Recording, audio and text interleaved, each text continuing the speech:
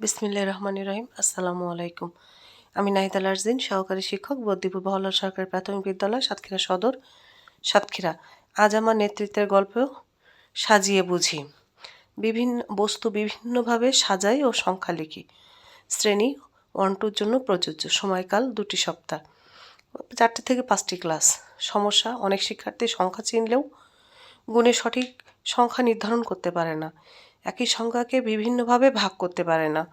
সংখ্যাকে বাস্তব বস্তুর সাথে মিলাতে পারে না। ফলে গণিত তাদের কাছে মুখস্থর বিষয় হয়ে যায়, বোঝার বিষয় হয় না। নির্দিষ্ট সংখ্যক বস্তু গুনতে পারা, একই সংখ্যা বিভিন্নভাবে সাজাতে পারা, সাজানো থেকে যোগের ধারণা তৈরি করা, দলীয় কাজ ও নেতৃত্বে গড়ে তোলা। ব্যবহৃত উপকরণ: কাঠি, পাথর, বোতাম, ঢাকনা, বীজ, চার্ট পেপার, কার্ড ইত্যাদি। হাতে কলমে সাজানো। ধাপ 1।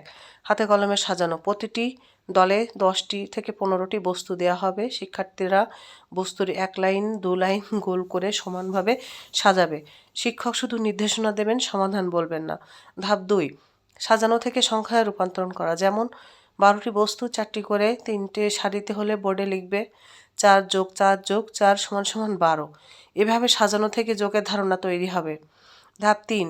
দিনের নেতা নির্বাচন করে প্রতিদিন এক একটা দলনেতা থাকবে। তার কাজ দেখে গুণে দেখা, ভুল ঠিক করা, দলের সদস্যদের কাজ ভাগ করে দেওয়া। এতে লাজুক শিক্ষার্থীরাও সামনে আসবে। ধাপ 4। বাস্তব জীবনে প্রয়োগ। প্রশ্ন করা হবে, 20 জন শিক্ষার্থীকে 5 জন করে দাঁড়ালে কয় সারিতে হবে? 8টি আম 4 জনের মধ্যে ভাগ করলে কেমন সাজাবে? সংখ্যা তখন বইয়ের বাইরে বেরিয়ে আসবে।